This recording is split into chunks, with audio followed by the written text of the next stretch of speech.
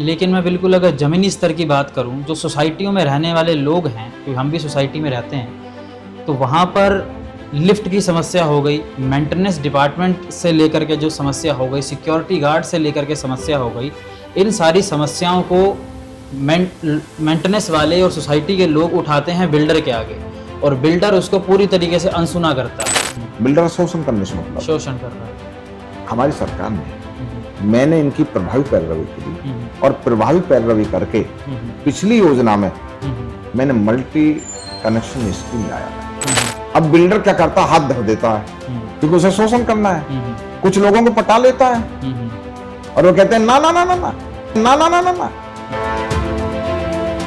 कसम राम की खाते हैं मंदिर वहीं बनाएंगे, लेकिन तारीख नहीं बताएंगे कि योगी है उत्तर प्रदेश में तो मुमकिन है एक एक फ्लैट की रजिस्ट्री हमारा कराना संकल्प है। जी, मैं आपको एक सोसाइटी बताता हूँ। सोसाइटी से पहले मैं आपको जो लोगों की समस्या है वो ये बताता हूँ। लोगों का कहना है कि पहले से 15-16 नहीं, करीब 40-50 हज़ार रुपये बिजली कनेक्शन के बिल्डर ने ले लिए, चाहे किसी से 15-16 लिए, किसी से 40-50 लिए।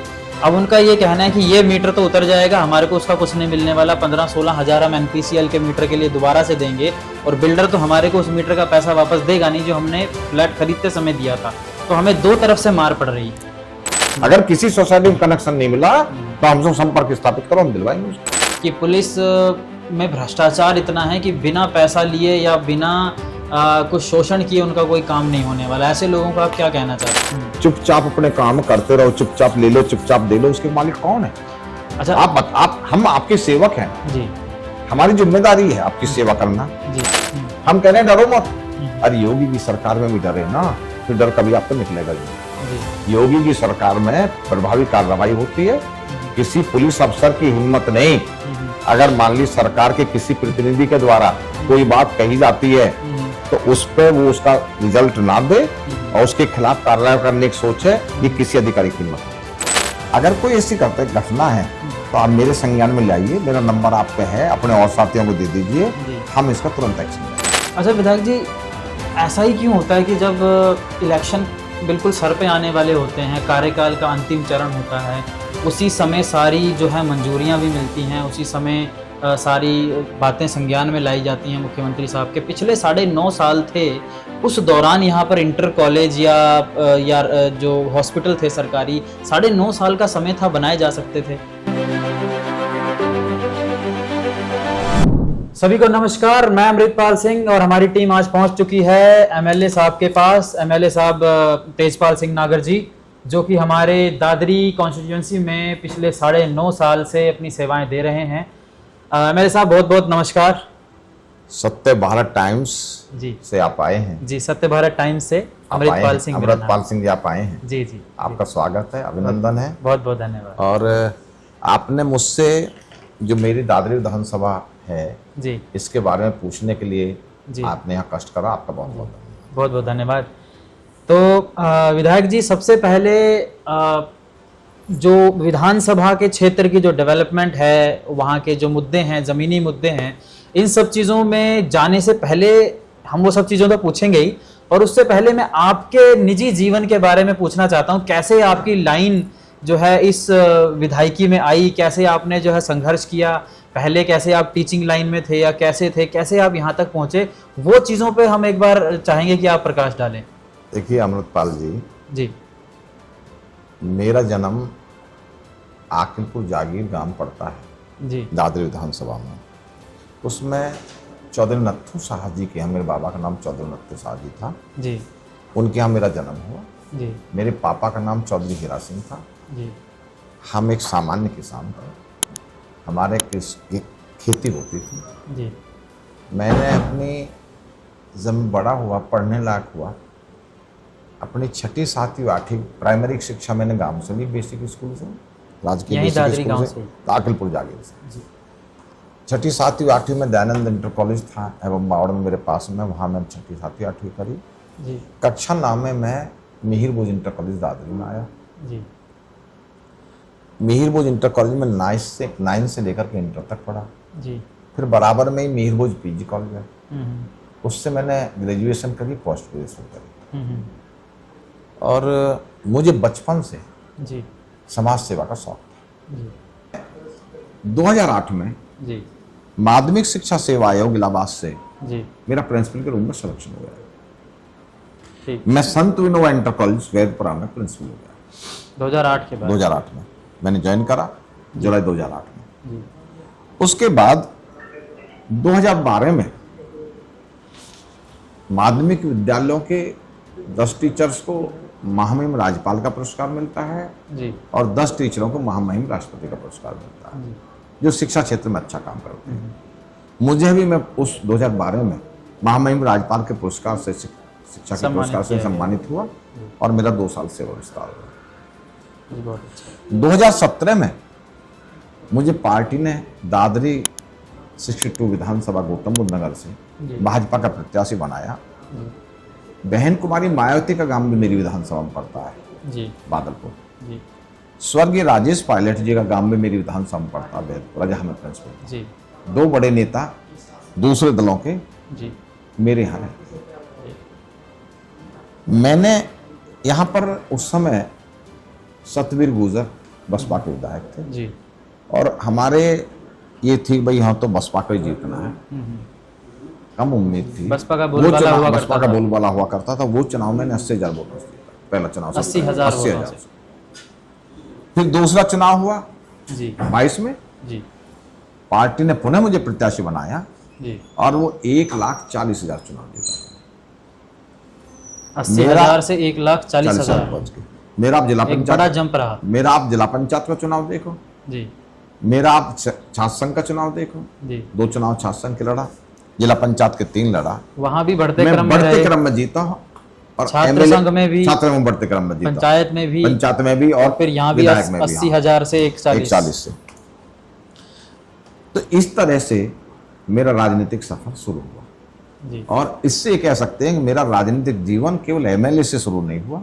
जी। मुझे बचपन से, कॉलेज टाइप से, छात्र जीवन से मुझे शौक था। तब से आप मुझे समाज सेवा समाज सेवा कर रहा हूँ। और राजनीति में। हाँ, अब मैं दूसरी बार MLA बना हूँ दादरी विधानसभा से, तेजपाल नागर मेरा नाम है। जी देखिए 1 साल में मैं टीचर से MLA बना, शिक्षक से। मैं सबसे पहले अपने दर्शकों को बता दूं कि MLA साहब, विधायक साहब, अब हमारे को पिछले 1 साल में, जो कि ज्यादातर किसी भी नेता के पास चले जाओ और उनसे पूछो कि पिछले 1 साल में, पिछले 5 साल में, पिछले 9 साल में आपने क्या काम किया, तो उसको वो गोलमोल करते हैं, गोल गोल बातों को घुमाते हैं। तो तेजपाल नागर सिंह विधायक जी खुद ये अपना बता रहे हैं कि पिछले 1 साल में उन्होंने क्या क्या काम किए, वो खुद आपको आकर के कैमरे पर बता रहे हैं। तो जरा ध्यान लगा कर सुनिए। देखिए दादरी विधानसभा में जी NTPC दादरी में जी मैंने राष्ट्रीय वीर शिरोमणि महाराणा प्रताप की मूर्ति स्थापित कराई। जी उसका लोकार्पण अपने प्रदेश के यशस्वी और तपस्वी मुख्यमंत्री माननीय योगी जी से कराया। जी बड़ी सभा हुई। जी मैंने माननीय मुख्यमंत्री जी के सामने मांग रखी जी क्षेत्र के बारे में। माननीय मुख्यमंत्री जी ने दादरी विधानसभा में मैंने एक राजकीय डिग्री कॉलेज की मांग रखी जी और माननीय मुख्यमंत्री जी ने राजकीय डिग्री कॉलेज मुझे दिया, जी जिसकी कीमत लगभग 20 करोड़ रुपए है। जी उसका भूमि पूजन हो गया, जी कार्य चल रहा है, जी। तेजी से कार्य चल रहा है, काम अभी चल काम चल रहा है। और राजकीय ITI की मांग मैंने नई टेक्नोलॉजी के अनुसार करी जी और माननीय मुख्यमंत्री जी योगी जी इस पर 5 मिनट बोले ITI के बारे में। ये नई टेक्नोलॉजी से की आधार पर ITI बनेगी। इसमें जो ट्रेड होंगी जी वो नई टेक्नोलॉजी के आधार पर होंगी। जी नई टेक्नोलॉजी क्या है? जैसे हमारी पाकिस्तान से लड़ाई हुई जिसका नाम ऑपरेशन सिंदूर दिया, इसमें लड़ाई सैनिकों से नहीं हुई, इसमें लड़ाई ड्रोन और ब्रह्मोस से हुई। ड्रोन से। तो नई टेक्नोलॉजी है। तो नई टेक्नोलॉजी की 4 ट्रेड होंगी इसमें और 4 ट्रेड ऐसी होंगी कि जिनकी आज बहुत आवश्यकता है, जो बच्चे उसमें ट्रेंड हो जाएंगे, जो उसे कर लेंगे, नए जमाने की। नए जमाने और उसे कर लेंगे। तो कंपनियां जब उनकी पूरा होगा टाइम, ओनली 2 साल की है, 2 साल जब पूरे होने को होंगे तो कंपनियां उनके स्कूल में खुद जाएगी, राजकीय ITI स्कूल में, और अपने यहाँ लाने का प्रयास करेंगे प्लेसमेंट, इसमें प्लेसमेंट के लिए। इसमें बेरोजगारी नहीं होगी इस ITI में। तीसरे नंबर पर मॉडल स्कूल जो कक्षा 1 से लेकर कक्षा 12 तक होगा, जो 35 बीघा जमीन में 35 करोड़ की लागत से बन रहा है। जिसमें smart computer lab, smart classroom और एक स्टेडियम भी होगा, जिसमें अन्य इंटर कॉलेज उस स्कूल से प्रेरणा लेंगे और उसमें ऐसे बच्चे का सर्वांगीण विकास होगा, सर्वांगीण विकास। इस तरह का एक कॉलेज लाए 35 करोड़ की लागत से बन रहा है। तो ये कॉलेज कब तक जो है काम चल रहा है तेजी से।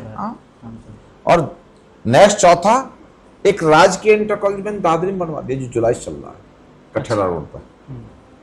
तीसरा, माननीय मुख्यमंत्री जी ने एक माध्यमिक स्कूलों के लिए एक अलंकार योजना निकाली है। अलंकार योजना क्या है?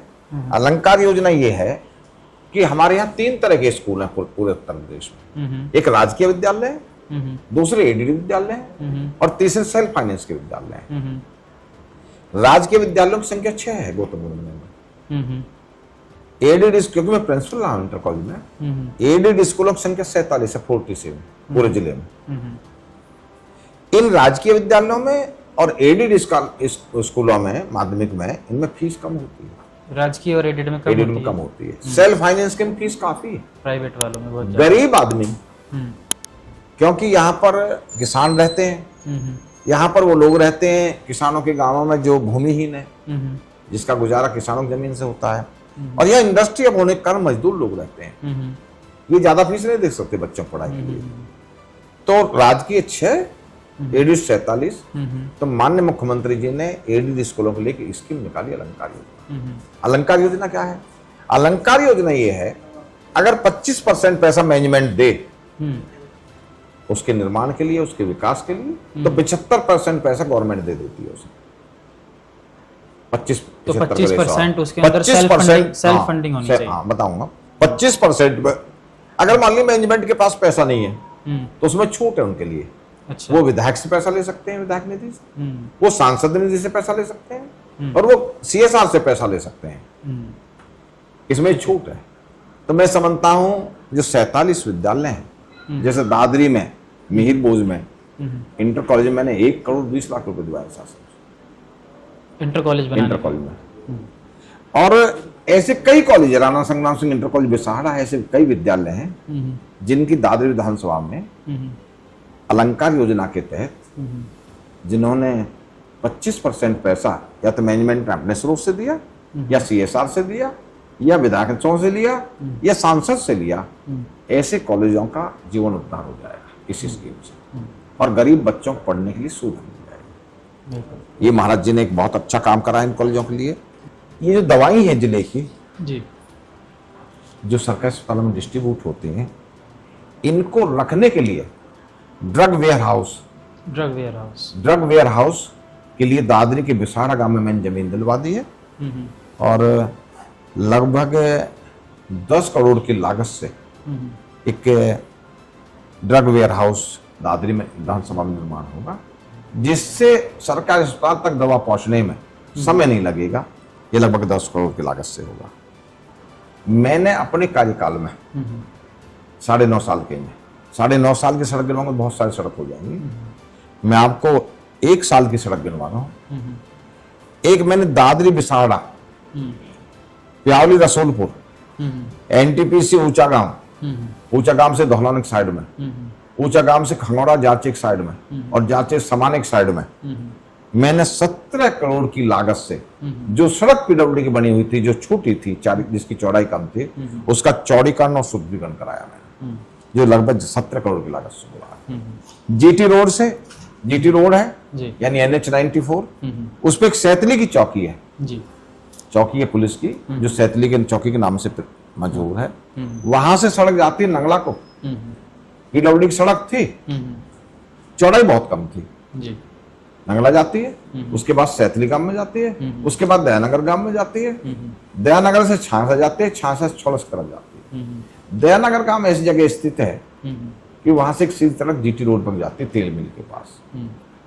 मैंने GT रोड सैतली की चौकी से नंगला, नंगला से सैतली, सैतली से दयानगर, दयानगर से छांसा, छांसा से कलौंदा जारचा रोड पर मैंने वो सड़क मिलवाई है। उस पर तेजी से काम चल रहा है। जब से योगी जी की सरकार आई है, देश के और विदेश की अनेक कंपनियां, Noida airport, film city, DFCC, Delhi Mumbai corridor, ऐसी डाटा सेंटर, ऐसी अनेक परियोजनाएं आई हैं यहाँ पर। और ये कानून, ये इसका कारण है कि जो कानून व्यवस्था की सुदृढ़ स्थिति को या में यूपी में हुई है जी, वो अन्य प्रदेशों में नहीं हुई है। जी, मुझे याद है बचपन की अपने की, जी, जब हम दिल्ली जाया करते थे जी, तो दिल्ली में जो लोग किसी नेता के पास हम जाते थे, जब हमें वहां अन्य प्रदेशों के लोग मिलते थे तो हम हमारे लिए हंसी उड़ा के रहे, उप्पी से आए, उप्पी से दिन में 12 बजे मार देते हैं उप्पी में आदमी को। आज हमारे प्रदेश की कानून व्यवस्था मान ली योगी जी के नेतृत्व की सरकार में इतनी अच्छी है कि दूसरे प्रदेश उदाहरण देते हैं कि कानून व्यवस्था हो तो उत्तर प्रदेश और योगी जैसी कानून व्यवस्था हो। और हमें गर्व है, हमें 2 ऐसे बड़े नेता मिले हैं जी, जिसके माननीय मोदी जी के मार्गदर्शन में और माननीय योगी जी के कुशल नेतृत्व में जी, हमें काम करने का मौका मिल रहा है। जी, जिस तरह से भारत नया भारत बना है, जी, उत्तर प्रदेश नया उत्तर प्रदेश बना है, जी, इसी तरह से दादरी विधानसभा में बहुत चौमुखी विकास और दादरी विधानसभा की तस्वीर भी योगी जी ने बदलने में और मैंने प्रयास किया है, कोई कमी नहीं रही है। जी, आपने मुझसे पूछा, आपका बहुत बहुत धन्यवाद। जी। ये जो काम आपने बताए, ये पिछले 1 साल की चीज़ें आपने बताई, ये बहुत ही सराहनीय हैं सारी चीज़ें, लोगों की तरफ से, जनता की तरफ से भी। पर जनता की कुछ शिकायतें भी रहती हैं कि जैसे ग्रेटर नोएडा वेस्ट के अंदर पॉपुलेशन जैसे जैसे बढ़ रही है, जनसंख्या जैसे जैसे बढ़ रही है, वैसे वैसे ट्रैफिक की समस्या भी बढ़ रही है। हर घर में 2-2 3-3 गाड़ियाँ हैं।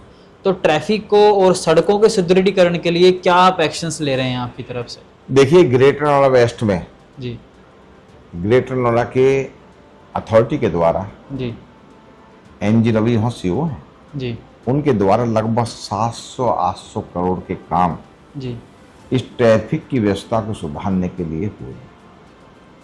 एक अंडरपास बन रहा है जी। गौर चौक पे अंडरपास तो बन जो रहा है। 92 करोड़ की लागत से बन रहा है। जी, मैं समझता हूँ 1.5-2 महीने में वो चालू हो जाएगा। जी, बहुत ज़्यादा व्यवस्था सुधरेगी। इसके अलावा आप ग्रेटर नोएडा वेस्ट में गए होंगे जी, तो सड़कों का चौड़ीकरण हुआ है जी, और गोल चक्कर की चौड़ाई कम हुई है, जी, यू टर्न बने हैं जी, और मैं समझता हूँ उससे जी, अभी कुछ समय के बाद हम्म, कुछ काम हो गए हैं, कुछ काम अंडर प्रोसीजर है। हम्म, जब ये काम हो जाएंगे तो आप देखेंगे ग्रेटर नोएडा वेस्ट में ट्रैफिक की समस्या कम होगी। एक बात। जी, दूसरी बात, हमने अभी ई-बसें चलाई हैं। जी, ई-बस चलाने से हम्म, वहाँ की ट्रैफिक की समस्या कम होगी। लोग अपनी गाड़ियों से नहीं चल करके एक अकेले आदमी ई-बस में जा सकेंगे, जिससे जाम की समस्या से राहत मिलेगी। अभी हमने ई-बसें मेन रोड पे चलाई हैं। जी, 110 के करीब ई-बसें हैं जो नोएडा अथॉरिटी के द्वारा, नोएडा के क्षेत्र में, ग्रेटर नोएडा क्षेत्र में और जेवर के क्षेत्र में चलती हैं, अपने जनपद गौतम बुद्ध नगर में जो रिपोर्ट तक जाती है। अभी 400 ई-बसें और आ रही हैं। हमारी सोसाइटी का क्षेत्र ज्यादा है, सोसाइटी में गोल चक्कर लगाएंगे ताकि प्रत्येक सोसाइटी के लोगों को ई-बसें मिल सके। ऐसी बसों की हमने व्यवस्था करी है। अभी हमने मेट्रो, जो बहुत से लोग कहते थे मेट्रो नहीं हाँ, आएगी, मेट्रो का एक बहुत बड़ी मांग है लोगों बहुत की। बड़ी मांग है। लोग नाराज भी हैं इस चीज को लेकर के कि इतने सालों से लंबित ये मामला मेट्रो का है और मेट्रो यहाँ पे नहीं पहुंच पा रही है। तो प्रशासन का इस पे मेट्रो की मांग पे क्या? देखिए, मेट्रो की मांग के लिए मैं बता दूं जी, कि इसमें केंद्र सरकार का हिस्सा होता है, राज्य सरकार का हिस्सा होता है। जी, राज्य सरकार ने बहुत दिन पहले अपना हिस्सा जमा कर दिया, जी, इसका एस्टिमेट बन गया, जी, इसका प्रेजेंटेशन हो गया, जी, प्रेजेंटेशन पास कर दिया गया है। बहुत जल्दी कैबिनेट की मोहर लग करके, भारत सरकार कैबिनेट की मोहर लगा करके इसका टेंडर हो जाएगा, ये मेट्रो आ जाएगी। और दूसरी एक कंप्लेंट आती है लोगों की तरफ से, सोसाइटी के लोगों की तरफ से नाराज़गी है, शिकायत है कि नाइट मार्केट बहुत खुलती है। नाइट मार्केट खुलती है, जैसे गौर सिटी 2 का इलाका है, वहाँ पे भी हमने रिपोर्ट किया था। लोग शराब पी के नशे की हालत में तेज़ म्यूज़िक चलाते हैं, शराब पीकर गाड़ियाँ चलाते हैं, हल्ला करते हैं रात को 2-2 बजे। सोसाइटी के लोगों ने कई बार बिसरख थाने में और जो संबंधित थाने हैं वहाँ पे कंप्लेंट्स भी दी हैं, उनको फिर भी बंद करवाने के लिए कोई एक्शन नहीं लिया गया। उसके बारे में आपका क्या कहना है? देखिए, अभी जी, पहले मैंने बंद कराए थे गौर सिटी के पास के, जी, पहले मैंने हटवाई थी, गौर सिटी के लोग इसके गवाह हैं। जी, अगर अब बस गए, अब दोबारा लगा दी हुई, दोबारा लग गई है दोबारा वहाँ लगा पे, दी पूरी हुई, नाइट मार्केट दोबारा चलती फिर है। हटवा देंगे। जी अभी अभी हम महागुण माउड सोसाइटी है, जी, उसमें काफी फ्लैट है, महागुन मायवुड्स, महागुण माउड्स, गौर सिटी उसमें 2 में ही है वो भी। गौर सिटी में, उसमें अभी हम गए, जी मैं भी गया, मेरा जिलाध्यक्ष अभिषेक शर्मा जी भी गए। जी वहाँ कुछ मांग थी लोगों की, हम्म, वहाँ अतिक्रमण की मांग थी जो आप कह रहे हैं अभी, जी जी हमने उसको हटवा दिया। अब जाके देख लें, मालूम कर लेना, जी जी सोसाइटी के लोगों से मालूम कर लेना। इको विलेज 1 में भी जी, बहुत लोग धरने पर बैठे थे, मेंटेनेंस की दिक्कत थी, उसको भी हम जल्दी 2-4 दिन में, 2-3 दिन में हल करा देंगे। और हम पहले मैं बता दूं, आपने सोसाइटी की बात करी, जी ये जो सोसाइटी की जमीन है बसपा सरकार मिली, जी बसपा सरकार में अलॉट हुई, जी 10% पैसा लेके जमीन अलॉट कर दी जी और 3 साल तक की छूट दे दी। जी 3 साल तक आप फ्लैट बनाओ, बाहर से पैसा लो, पैसा हमें दे दो। अब वो कैसे दी, क्या सुविधा दी होगी बिल्डर्स ने उनको, मैं इस बात में नहीं जाना चाहता। और बसपा सरकार गई, जी सपा सरकार गई, जी बिल्डर को फ्लैट नहीं मिले, जी, बिल्डर की बड़ी समस्या रही। बिल्डर अपनी शिकायत लेकर के थाने तहसील में जाते थे, कोई नहीं सुनता था। मैं बता दूं, हमारी सरकार ने बायर्स के हित को ध्यान में रखते हुए सबसे पहले 2017 में जी माननीय मुख्यमंत्री जी ने जी एक समिति बनाई, वरिष्ठ मंत्रियों की, जी जिसमें माननीय सुरेश खन्ना जो नाबार्ड विधायक हैं, जो वित्त मंत्री हैं, उस समिति में थे। माननीय सतीश महाराज जो 8 बार के विधायक हैं, पिछली बार वो इंडस्ट्री मिनिस्टर थे, अब वो विधानसभा के अध्यक्ष हैं, वो उसमें थे। माननीय सुरेश राणा जी जी जो गन्ना मंत्री थे, वो उसमें थे। हम हमारी इन समिति ने, मुख्यमंत्री जी इतने गंभीर थे इनके बायर्स के प्रति कि बिल्डर की अलग मीटिंग करी, बायर्स की अलग करी, एक साथ बैठक करी और बिल्डरों से साफ कह दिया समिति ने कि हम बायर्स के साथ खड़े हैं। और मैं आपको बता दूं कि सपा सरकार में और बसपा सरकार में कोई बिल्डर जेल नहीं गया। हमारी सरकार में बायर्स के हित को ध्यान में रखते हुए बिल्डर के खिलाफ FIR, बिल्डर जेल गया, रेरा बनाया हमने। फिर भी समस्या पूरी तरह से हल नहीं हुई। जब हल नहीं हुई तो माननीय मोदी जी ने, क्योंकि पूरे देश में समस्या है, अभिकांत कमेटी बनाई। अभिकांत कमेटी ने एक रिपोर्ट दी भारत सरकार को, भारत सरकार ने यूपी सरकार को भेजी। हमारे प्रदेश के यशस्वी मुख्यमंत्री माननीय योगी जी ने वरिष्ठ मंत्रियों के साथ बैठ करके, संबंधित विभाग के मंत्री के साथ बैठ करके, संबंधित अधिकारियों के साथ एक मीटिंग की और अभिकांत कमेटी की जो रिपोर्ट थी उसका अध्ययन कराया और अध्ययन करा करके 65,000 रजिस्ट्रियां ग्रेटर नोएडा वेस्ट में उसी अभिकांत कमेटी की जो माननीय मुख्यमंत्री जी ने लागू की थी उसके तहत हुई है। लेकिन रजिस्ट्री अब भी रह रही है। अब रजिस्ट्री कौन सी रह रही है? अब रजिस्ट्री वो रह रही है जिसमें अभिकांत कमेटी की जो रिपोर्ट थी, जो सोसाइटी कोर्ट में चली गई, एनसीएल टीम चली गई, एनसीएल टीम चली गई, सुप्रीम कोर्ट में चली गई। आप मालूम है कि सुप्रीम कोर्ट के माननीय न्यायालय के आदेशों से सरकार हो चाहे व्यक्तिगत आदमी हो, सब उसके आदेश को मानना पड़ता है।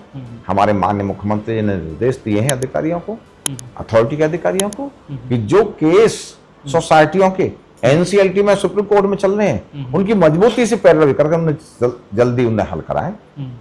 मुझे उम्मीद है कि कहावत मोदी है तो मुमकिन है, योगी है तो मुमकिन है जी कि 65,000 फ्लैटों की रजिस्ट्रियां हो गई, जो बाकी बची रजिस्ट्री हैं वो भी हो जाएंगे।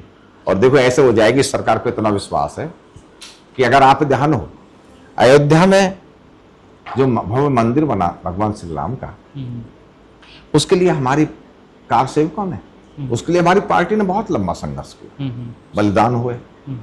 तो भाजपा कहती थी पहले जब सत्ता में नहीं थी, कसम राम की खाते हैं मंदिर वहीं बनाएंगे, तो विपक्ष के लोग हमारा मजाक उड़ा देते कि भाजपा कहती है कसम राम की खाते हैं मंदिर वहीं बनाएंगे, लेकिन तारीख नहीं बताएंगे। तारीख मालूम पड़ गई, मंदिर भव्य मंदिर बन गया। तो मैं आपको विश्वास दिलाता हूं, अपने जो बायर्स हैं, हमारी जो सोसाइटी में फ्लैटों में रह रहे हैं या जिन्हें फ्लैट नहीं मिले हैं, मैं विश्वास दिलाता हूं कि हमारी सरकार जो कहती है वो करती है। हमारी सरकार बायर्स के साथ खड़ी है। 65,000 रजिस्ट्रियां करती हैं जो किसी केस में कोर्ट वोट में फंसे हुए हैं, एनसीएलटी में फंसे हुए हैं, इनकी हम प्रभावी पैरवी करा करके अपने अधिकारियों के द्वारा इन समस्याओं को जल्दी हल कराएंगे, उनकी भी हम रजिस्ट्री कराएंगे।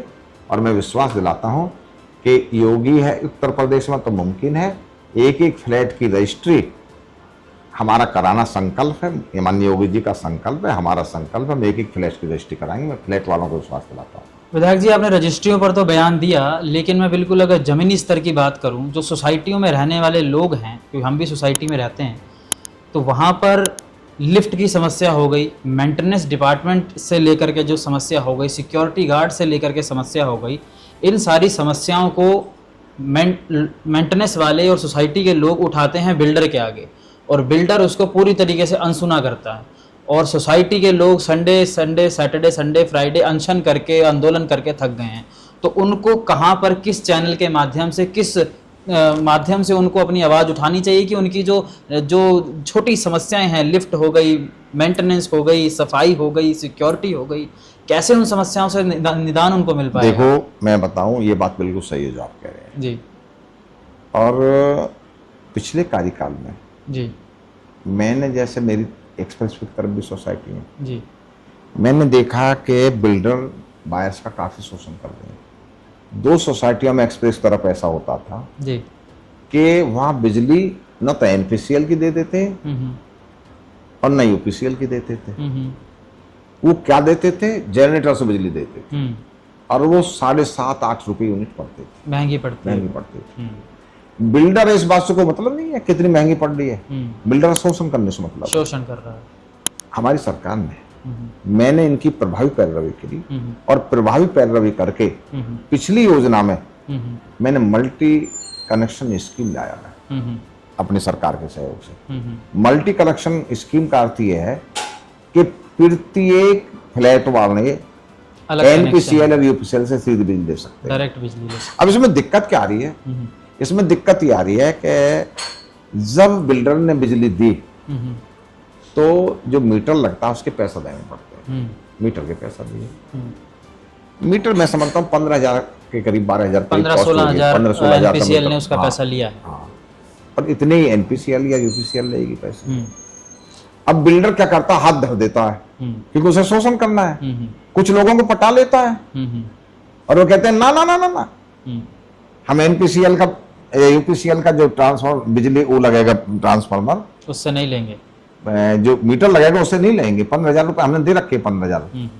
वो ये नहीं समझते कि अगर 15,000 रुपये आप दे दोगे, जो बिजली में के रेट आपसे ले रहे हैं वो 15,000 रुपये 6 महीना में बच जाएंगे आप। लेकिन अच्छा, बिल्डर हाथ धर देता है उस पर यहाँ पे। अब तो ये बता, मैं सुनो, मैं ये पूछ रहा हूँ, सोसाइटी वाले क्यों नहीं तैयार होते उस कनेक्शन लेने के लिए? मैं दिलवाऊंगा उस कनेक्शन है। अभी हमने जो आपने शोषण की बात करी, जो आपने धरने, सैटरडे संडे में धरने की बात करी, अभी हम 2 सोसाइटी हम गए, इको विलेज 1, वहां धरना चल रहा था, महागुण मायूर, उसमें धरना चल रहा था। हमने रजिस्ट्रार से कहा, डिप्टी रजिस्ट्रार से, हमने कलेक्टर से कहा है, डीएम से, इनमें एओ बनाओ। हम एओ बनवाएंगे, एओ बनाइए, अपने हाथ में प्रबंधन लीजिए और मल्टी कनेक्शन लीजिए, शोषण बंद हो जाएगा। तैयार तो हो इसके लिए, हम दिलवाएंगे, हम कराएंगे इन कामों को, हम वादा करके आए। और आज आप बता रहा हूँ, इको विलेज 1 में सोसाइटी एओ का चुनाव होने वाला है। एओ का चुनाव महागुण मायूर में होने वाला है। तो इसी में मैं आपको एक सोसाइटी बताता हूँ। सोसाइटी से पहले मैं आपको जो लोगों की समस्या है वो ये बताता हूँ। लोगों का कहना है कि पहले से 15-16 नहीं, करीब 40-50 हज़ार रुपये बिजली कनेक्शन के बिल्डर ने ले लिए, चाहे किसी से 15-16 लिए, किसी से 40-50 लिए। अब उनका ये कहना है कि ये मीटर तो उतर जाएगा, हमारे को उसका कुछ नहीं मिलने वाला, 15-16 हज़ार हम एनपीसीएल के मीटर के लिए दोबारा से देंगे, और बिल्डर तो हमारे को उस मीटर का पैसा वापस देगा नहीं जो हमने फ्लैट खरीदते समय दिया था। तो हमें 2 तरफ से मार पड़ रही है। अब मुझे आप ये बताओ, आप जी फिर एनपीसीएल की बिजली क्यों लेते हो? फिर उसे सुन लो, जब हम तुम्हें वो तो शोषण कर ही रहा है। जब हम एनपीसीएल की बिजली दिवा रहे हैं, उस शोषण से बचा रहे हैं, तो क्यों नहीं तैयार होते उसके लेने के लिए?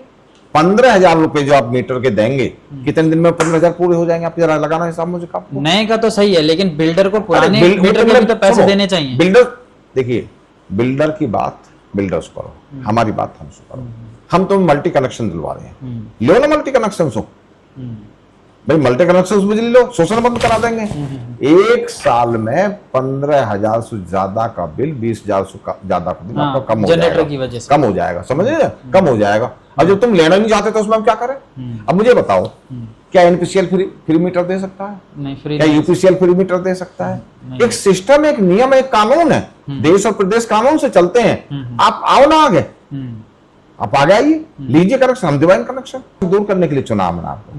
जब समस्या आप हमारे पास लाओगे ही नहीं, हमारे संज्ञान में लाओगे ही नहीं, तो हमें क्या मालूम पड़ जाएगी, बता देना।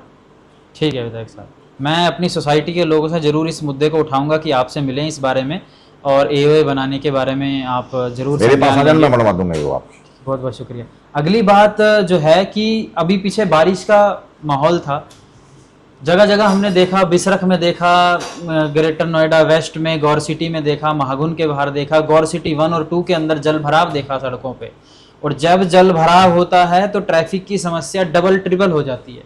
तो जल भराव का उसको रोकने के लिए क्या कुछ प्रयास किए जा रहे हैं? ये पिछले कई सालों से हम देखते आ रहे हैं, जल भराव पे कंट्रोल नहीं हो पा रहा है। सूरजपुर की तलपता की उसका टेंडर हो गया, और टेंडर हो गया, ठेकेदार ने सही काम नहीं करा, ठेकेदार पेनल्टी लगाई, ठेकेदार की फर्म को ब्लैकलिस्ट करा दिया, और दूसरे ठेकेदार को ठेका दे दिया। क्योंकि बारिश तेजी से हो रही थी, तो बारिश में ऐसे काम नहीं होते हैं कंस्ट्रक्शन के, नाले के काम, सड़क के काम बाधित हो जाते हैं, रुक जाते हैं। आप ये अथॉरिटी में जाइए, पूछिए अगर ठेका हो गया हो सड़क का, नाले का, सूरजपुर का भी और तिलकता का भी, तो बताइए। अब आप जो है, मैंने जो आपको इतने सारे काम बताए, वेस्ट में बताए, क्षेत्र में बताए, इन कामों को आप देखो ना मौके पे जाके, पूछो ना इन कामों के लोगों से जाकर के, पूछो ना शहरों के लोगों से जाकर के, ये काम हो रहे हैं या वैसे बता रहा हूं मैं। जब हो रहे हैं तो आप जरा, मैं मानता हूं इस सूरजपुर में पानी भरा हुआ है, मैं मानता हूं तिलकता में पानी भरा हुआ है, उस पानी की समस्या को पहले तो एनजी रवि को मैं बधाई देता हूं, जो सीओ ग्रेटर नोएडा है। उन्होंने, मैंने जब ये समस्या उनके सामने अवगत कराई, उन्होंने चेन्नई से टीम बुलाई, और 3 जगह, 2 जगह मेरे क्षेत्र में यहाँ पर तिलकता और सूरजपुर, एक जगह माननीय पंकज सिंह के क्षेत्र में, 3 जगह यहाँ पानी भरता था। उनने एक चेन्नई से टीम बुलाई, उसने निरीक्षण किया, उसने सुझाव दिए। आप अगर कुलेसरा जाएंगे तो कुलेसरा के पास एक नाला बन रहा है, नाले का निर्माण चल रहा है।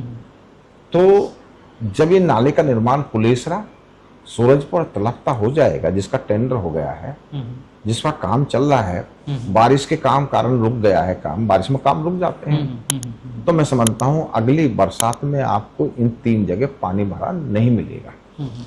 और ये भी दिखाना चाहिए आपको, मीडिया को ये भी दिखाना चाहिए। और अगर आप हमारी बात पर विश्वास ना हो तो अथॉरिटी में जाकर पूछना चाहिए, जो हम कह रहे हैं सत्य कह रहे हैं, टेंडर हुए कि नहीं हुए, एक बात। दूसरी बात, आपने ग्रेटर नोएडा में पानी की बात करी, आपने अन्य ग्रेटर नोएडा में पानी की बात करी। देखिए, ग्रेटर नोएडा वेस्ट में एक बहुत बड़ी आबादी का नया शहर बन रहा है, और मैं समझता हूं कि ये एशिया में सबसे अलग और सबसे अलग पहचान बनाने वाला ग्रेटर नोएडा वेस्ट है। और ग्रेटर नोएडा वेस्ट की वजह से भाजपा बहुत ऊंचाइयों पर पहुंची है, ये बिल्कुल सही है। इनकी समस्याओं का पूरी तरह ध्यान रखते हैं। कैसे ध्यान रखते हैं? आपने देखा कि 2017 से पहले कानून का कैसी धज्जियां उड़ती थी, हमारी सरकार बनी, हमने सबसे पहले कानून व्यवस्था सुदृढ़ करने के लिए जनपद गौतम बुद्ध नगर कमिश्नरेट प्रणाली चालू करी, और कमिश्नरेट प्रणाली चालू करी, और कमिश्नरेट प्रणाली में बहुत सारे दरोगा, बहुत सारे आईपीएस, बहुत सारे कांस्टेबल आए, ट्रैफिक के भी कांस्टेबल आए। और बिसरख थाने में, जो ग्रेटर वेस्ट के अंदर थाना है, उसमें हमने बीट व्यवस्था लागू करी, जिसमें 50-60 मोटरसाइकिल वाले हर वक्त घूमते रहते हैं। अपराधों में गिरावट आ गई, अपराधों में रोक लग गई। और आपने देखा हमारी सरकार में गुंडों के खिलाफ, चाहे टीकेमंद हो, चाहे विकास दुबे हो, चाहे कोई और हो, हमारी सरकार में इन पर रोक लगी। अगर इनने काम नहीं छोड़े और इनने मुठभेड़ करने की छोड़ी, जैसे पहले मुकाबला कर देख रहे पुलिस का, इनके ऐसे इतिहास है, थाने में जाके लोग मारे इनने पुलिस के सामने। हमारी सरकार में देखा, अगर किसी ने ऐसी हरकतें बंद नहीं की और सपा बसपा की तरह फिर थाने में जाके गोली चलाने की सोची, तो उनका इलाज वो मिट्टी मिला देंगे और ऊपर चले गए लोग। अच्छा, अभी आपने क्राइम की बात की, तो बिसरख क्षेत्र की, बिसरख थाने की आपने बात की, तो यहाँ पर अभी एक मुझे मुद्दा याद आया है। पिछले 20 जुलाई को एक जीएसटी वाला जो मुद्दा हुआ है, दो लोगों ने पुलिस की वर्दी पहन के, फर्जी पहन के वर्दी, और किडनैप किया एक जीएसटी के सीए को, और उसके बाद उससे लूटपाट की, और एफआईआर लिखी जो गई वो 9 अगस्त को लिखी गई। तो एफआईआर लिखने में इतना डिले हुआ, और फिर जो वहाँ के एसएचओ हैं वो लाइन हाजिर भी हो गए। तो इस मुद्दे पे आपका क्या कहना है? वो अभी भी प्रताड़ित ऐसे माहौल चल रहा है? अब कोई प्रताड़ित माहौल नहीं है। जी। जिसके साथ ऐसी वारदात की थी, अगर हमारी सरकार में कोई निष्क्रिय बरतता है कानून के प्रति, कोई ऐसो या कोई आदमी सही काम नहीं करता है, तो उस पर प्रभावी कार्रवाई होती। जैसे हुई, वो केस खुला, पैसा वापस मिला, बरामद हुआ, गोल्ड भी मिला उसमें जी। तो आप ये कह सकते हैं जो लापरवाही करी थी जिस कोतवाल ने, उनके खिलाफ ऐसी दंडात्मक कार्रवाई हमारी पुलिस कमिश्नर करती हैं लक्ष्मी जी, कि भविष्य में जो आता है कोतवाल वो सोचता है कि भाई ऐसी अगर हम कोई लापरवाही बरतेंगे तो हमारे खिलाफ ऐसी कार्रवाई हो जाएगी। कार्रवाई हुई, केस खुला, एफआईआर भी लिखी गई, और एफआईआर उन्हें समय पर नहीं लिखी थी, लापरवाही बरती थी, इसीलिए उन्हें लाइन हाजिर किया गया, सस्पेंड किया गया। अच्छा, लोगों के मन में एक डर बैठा होता है पुलिस को लेकर के कि पुलिस हमारी साथी, जो अवेयर लोग हैं उनको लगता है कि पुलिस हमारी साथी है, जो थोड़े कम अवेयर लोग हैं उनको लगता है कि पुलिस में भ्रष्टाचार इतना है कि बिना पैसा लिए या बिना कुछ शोषण किए उनका कोई काम नहीं होने वाला। ऐसे लोगों को आप क्या कहना चाहते हैं? देखिए, पहले बताइए भ्रष्टाचार को, शोषण को कैसे कम किया जाए? पहले बताइए जी। आप अपने विधायक को जानते हो? जी। आप अपने सांसद को जानते हो? जी। जो इस तरह की शिकायत आप मुझे बता रहे हैं, पहली बार बता रहे हो, पहले कब बताइए? पहली बार बता रहे जी। अगर हमारे संज्ञान में कोई इस तरह की शिकायत आती है जी, तो हम तुरंत प्रभावी कार्रवाई करते हैं। अब जब कोई बताओ नहीं, चुपचाप अपने काम करते रहो, चुपचाप ले लो, चुपचाप दे लो, उसके मालिक कौन है? अच्छा, हम आपके सेवक हैं जी।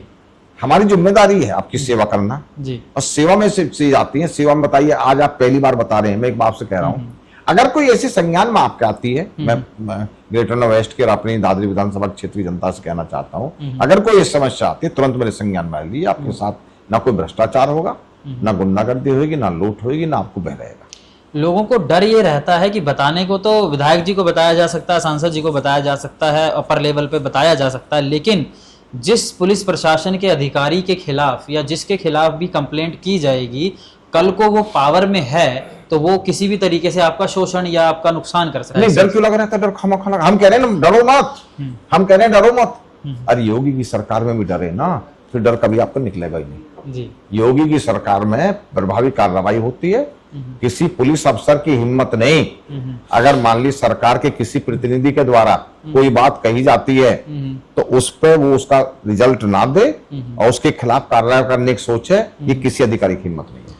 अच्छा, अस्पतालों की बात करते हैं तो ग्रेटर नोएडा वेस्ट में ऐसा कोई सरकारी स्वास्थ्य केंद्र या कोई सरकारी अस्पताल कुछ ऐसा बड़ा है जो प्राइवेट अस्पतालों के शोषण से, कालाबाजारी से, चोर बाजारी से लोग बच सकें?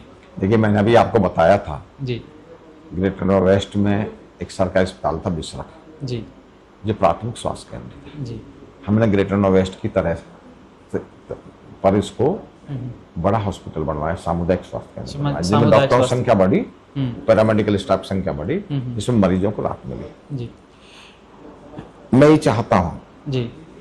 मेरी मांग है, मेरी एक हॉस्पिटल की मांग नहीं है। जी। देखिए, हमारी सोसाइटियों में और हमारे सेक्टर में केवल मालदार लोग नहीं रहते, मध्य श्रेणी के लोग भी रहते हैं। 2 रूम सेट में भी लोग रहते हैं और 3 रूम सेट में भी लोग रहते हैं।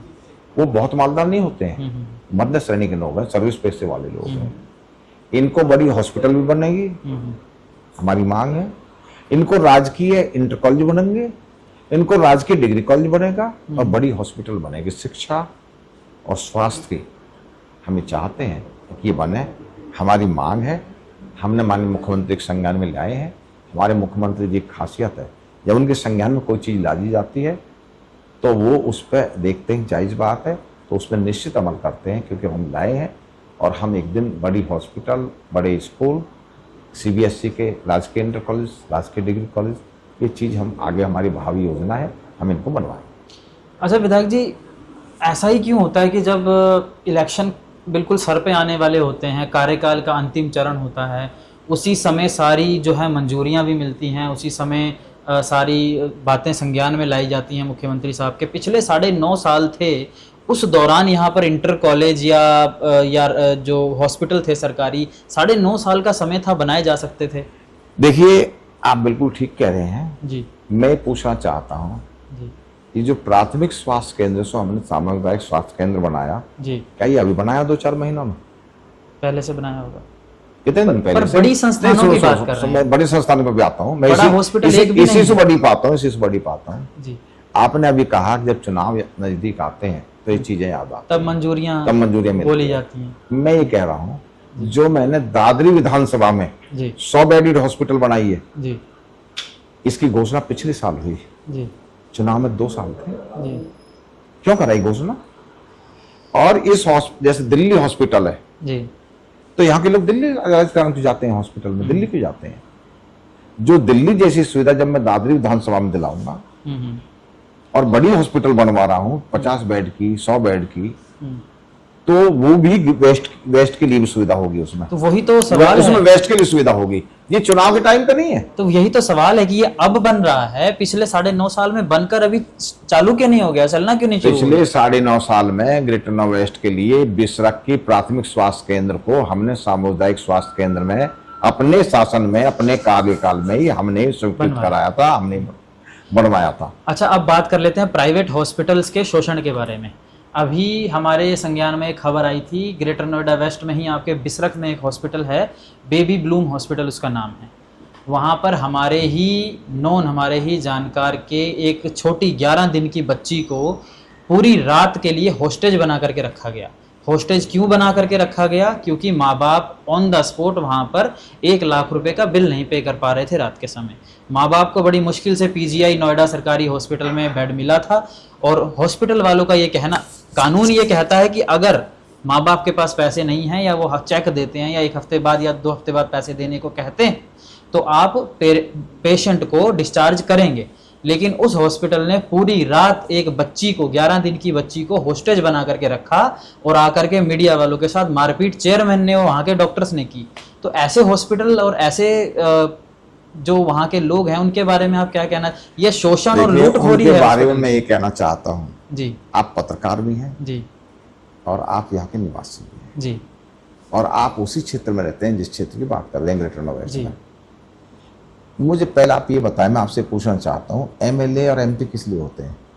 अपनी समस्याएं बताने के लिए। कभी बताइए। अब मैं आपको पहले अगर ये पहले समस्या बता, मेरी बात सुनिए। आज आप बता रहे हैं, जी, घटना पहली है, घटना 3 दिन पहले हुई है। 3 दिन आज बताइए ना। हाँ। हम कार्रवाई कराएंगे, कार्रवाई कराएंगे। कौन से मुझे लिख के दे दीजिए, मैं कार्रवाई कराऊंगा उस पर। जी, हाँ। आपको कॉल भी किया था, और कॉल पर आपको ये घटना जो बच्ची है उनके पिताजी ने बताई थी कि हमारी बच्ची को पूरी रात हॉस्टेज बना करके रखा गया, और ये कहा गया कि जब तक आप पेमेंट नहीं करवाएंगे तब तक आपकी बच्ची को नहीं छोड़ा जाएगा।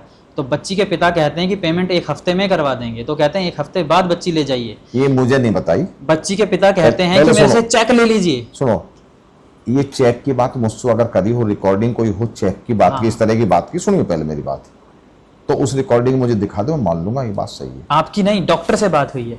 मैं अपनी बात कर रहा हूँ, मैं अच्छा। डॉक्टर की बात नहीं कर रहा। डॉक्टर से आप क्या बात कर रहे हैं, कैसे बात कर रहे हैं, किस में हॉस्पिटल में एडमिट कराते हैं, किस में इलाज कराते हैं, आपका व्यक्तिगत मैटर है। बिल्कुल बिल्कुल। लेकिन हम यहाँ के सेवक हैं। जी, अगर कोई ऐसी करते घटना है तो आप मेरे संज्ञान में लाइए, मेरा नंबर आप पे है, अपने और साथियों को दे दीजिए, जी। हम इसका तुरंत एक्शन लेंगे। अच्छा, जो ऐसे हॉस्पिटल कानून का सीधा उल्लंघन करते हैं, ऐसे हॉस्पिटल वालों पर क्या आप आगे कार्रवाई करेंगे? क्या आपका प्लान ऑफ एक्शन जो रहेगा? आप लगे कि कानून का उल्लंघन करा, मुझे लिखित में दीजिए, मैं सीएमओ से और माननीय उप मुख्यमंत्री माननीय ब्रजेश पाठक जी से मैं इनके खिलाफ कार्रवाई कराता हूँ। ठीक है। तो अगले 1 से 2 वर्षों में दादरी विधानसभा क्षेत्र को आप किस मुकाम पर देखते हैं, और आपके प्रमुख 3 बड़े लक्ष्य क्या हैं जो आप हर हाल में पूरा करना चाहते हैं? देखिए, अभी मैंने बताया आपको, जी। एक तो मेरा लक्ष्य है जी, कि हमारे गौतम बुद्ध नगर में एजुकेशन हब है। जी, मैं चाहता हूँ यहाँ प्राइवेट यूनिवर्सिटियाँ हैं ठीक है। जिनकी महंगी फीस है काफी। हम्म, मैं चाहता हूँ यहाँ पर एक सरकारी यूनिवर्सिटी बने हम्म, जिसमें गरीब बच्चे अपनी शिक्षा प्राप्त आसानी से कर लें, कम पैसे में कर लें। एक तो मेरा लक्ष्य है। मेरा लक्ष्य है कि दादरी विधानसभा में कम से कम एक सरकारी यूनिवर्सिटी हो। एक ये है। बहुत अच्छा। एक मेरा लक्ष्य दूसरा ये है, जी, जो घनी आबादी वाले क्षेत्र हैं जैसे वेस्ट है, जी, यहाँ पर भी बड़ी हॉस्पिटल और ये अलग से होनी चाहिए, चाहे एक विधानसभा में 2 हो जाए। आपने देखा क्योंकि कि क्षेत्रफल के हिसाब से। हमारी सरकार में जी, जो राजकीय मेडिकल कॉलेज है जी, पहले बहुत कम थे, हमारी सरकार में बढ़े। हमारी सरकार का लक्ष्य है प्रत्येक जिले में एक मेडिकल कॉलेज, राजकीय मेडिकल होना चाहिए, बड़ा कॉलेज होना बड़ा कॉलेज होना चाहिए। तो आप देख रहे हैं ऐसे बहुत सारे कॉलेज खुल गए हैं। और इसी तरह से जैसे हमारी सरकार का लक्ष्य है, हमारी सरकार का संकल्प है, ऐसे मेरा भी संकल्प है कि जो बड़ी आबादी वाले क्षेत्र है वहां भी जैसे बड़ी हॉस्पिटल दादरी विधानसभा में एक मंजूर हुई है, ये वहां भी मंजूर हुई, इंदिरा गांधी का लक्ष्य। ठीक है, बहुत बहुत धन्यवाद हमारे साथ बात करने के लिए विधायक जी। तो ये थे हमारे साथ दादरी विधानसभा क्षेत्र के विधायक तेज प्रताप नागर जी। आप बने रहिए हमारे साथ और खबरों के लिए। मैं अमृतपाल सिंह, जय हिंद, जय भारत।